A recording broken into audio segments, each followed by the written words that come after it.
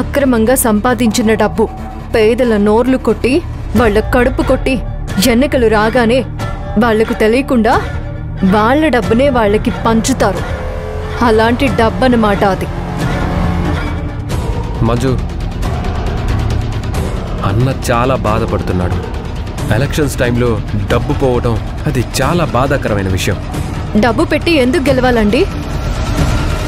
డబ్బులు పెట్టాలి, మందు పోయాలి, అవసరమైతే ఉచిత పథకాలు నోటికొచ్చినట్టు ప్రకటించాలి.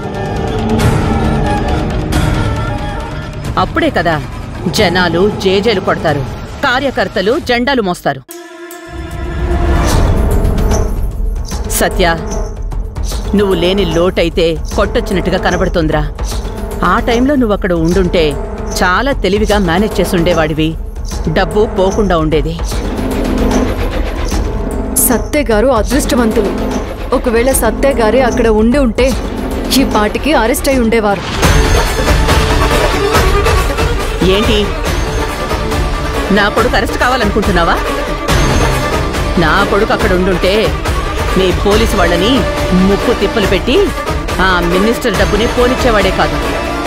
వీణ్ణి పట్టుకోవడం మీ వల్ల అయ్యేది కూడా కాదు. అత్తయ్య గారు, ఆయనకి లేనిపోని ఆలోచనల్ని లేవనెత్తకండి. నా దృష్టిలో మినిస్టర్ కంటే కూడా నా భర్తే గొప్పవాడు. ఆ మినిస్టర్ని నువ్వు తక్కువ అంచనా వేస్తున్నట్టున్నావు. ఆ మినిస్టర్ దగ్గర సత్య ఉంటే ఇంకా గొప్పవాడవుతాడు. గొప్పవాడంటే మీ దృష్టిలో గొడవలు పడ్డమా? గొప్పవాడు అంటే మీ దృష్టిలో జైలుకి పోవడమా? గొప్పవాడు అంటే ఏంటి? ఏంటత్తయ్య గారు చెప్పండి. మంజు, నువ్వు మాట్లాడకుండా ఉండు. అయినా నువ్వెందుకు కలగ చేసుకుంటున్నావు? మేమేదో మినిస్టర్ గురించి మాట్లాడుకుంటున్నావు. నీకు సంబంధం లేని మ్యాటర్ ఇది. ఇందులో నువ్వు జోక్యం చేసుకోవద్దు. నేను జోక్యం చేసుకుంటాను. నాకు సంబంధం లేదు అంటారేంటి? మినిస్టర్ గురించి మాట్లాడుతూ డబ్బుల డిస్ట్రిబ్యూషన్ దగ్గర సత్య గారు ఉంటే బాగుంటుంది అని మీరు అంటున్నారు. అసలు సత్య గారు ఎవరు? నా భర్త. నా భర్త గురించి నేనే ఆలోచించాలి అత్తయ్య గారు. వాడు నీ భర్త అయితే మరి నాకేం అవుతాడు? మీకు తెలీదా? తెలుసు కాబట్టే ఇంతసేపు మినిస్టర్ గురించి సత్య గురించి మాట్లాడాను. సత్య నా కొడుకు.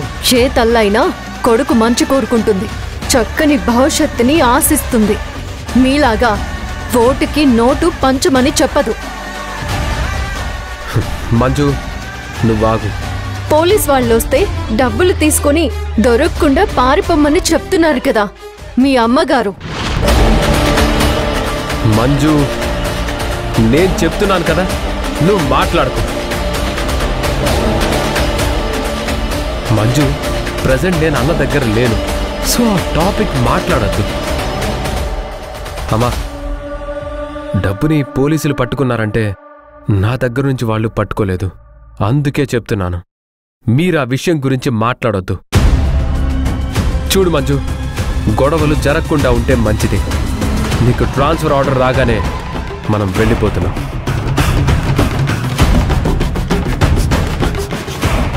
నా కొడుక్కి ఊరొదిలెళ్ళిపోదామని బాగానే కీ చదిలిపెట్టినట్టున్నావు. కొడుకు బాగుపడుతుంటే చూడలేని తల్లిని మిమ్మల్ని చూస్తున్నాను.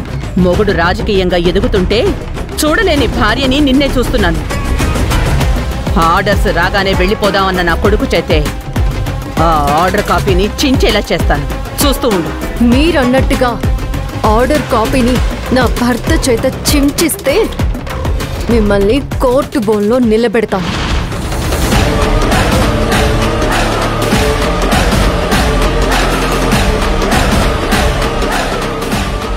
నన్ను కోర్టు బోనెక్కిస్తావే, అదే చూస్తాను.